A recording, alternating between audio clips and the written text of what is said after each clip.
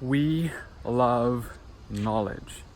In Western societies across the world, going to university or college has become a big part of life, right? You're kind of expected to enter this college or university, and not only that, but just the schooling system and everything.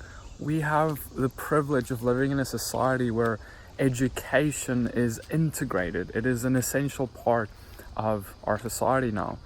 In some ways, it's a big blessing, but in another, when we're talking about the gospel, when we're talking about doing what Yeshua did, doing what Jesus did,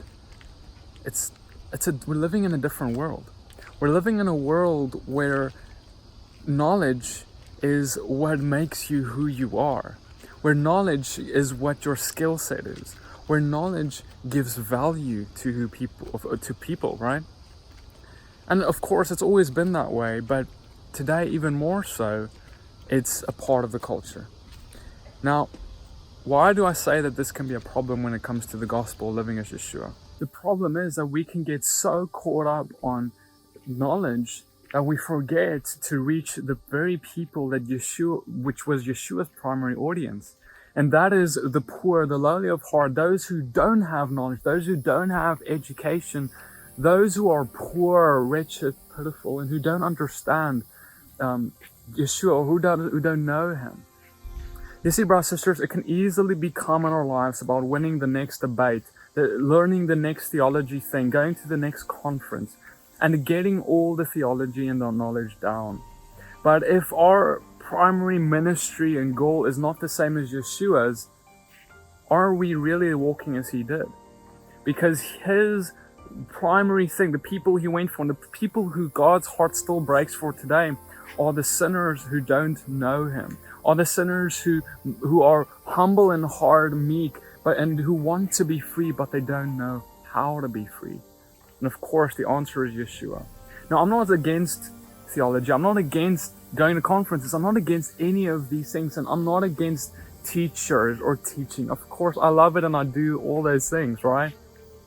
But the problem is when we get so focused on the knowledge and winning the debates and being right all the time, that we actually miss the homeless person on the street who lives outside our home. That we miss the people who are drug addicts, who are prostitutes, who are alcoholics, who are the sinner of the sinners. And if we miss those people and we walk past them, and while we're on the way to this big conference, or while we're on the way to the next meeting, are we really not missing the point of walking like Yeshua did? Yeshua went to the conferences, he went to the synagogues, he went to the places where the learned of the learned were, and he loved to speak there, and it praise God. But on the way there, he always stopped to meet those who did not know the Father, who were in their sin, who were lost, who did not know, who were in bondage. He came to set the captives free, to open the blind eyes. And he said, now go, my son, go, my daughter, and go do the same thing. So, brothers and sisters, I want us to just think about that for a second. Are we actually missing the point when we're getting all the knowledge and doing all the, I'm right, but what does it help you right, but you have not love? What does it help you right, but you don't actually reach out to those who are lost? What does it help? You can have all the knowledge and know all things, but if you have not love, that is nothing. And if you pass someone by who you know needs the truth, but you don't give it to them, is that truly love? That is a form of hatred, right? If you pass someone by with the truth of Yeshua and you don't give it to them. But rather, Yeshua tells us to love even our enemies, love even those who hate us, and even to them, present them the gospel. So, brothers and sisters, I hope this makes you question and think, am I walking as Yeshua in this way? Or am I just walking like a Pharisee, running after knowledge? God is not against knowledge, but if we have knowledge and it's not applied, it puffs up. But if we have knowledge and we apply it, it is then as unleavened, like Yeshua. He is our unleavened bread, because he was full of knowledge, he was full of understanding, but he walked it out.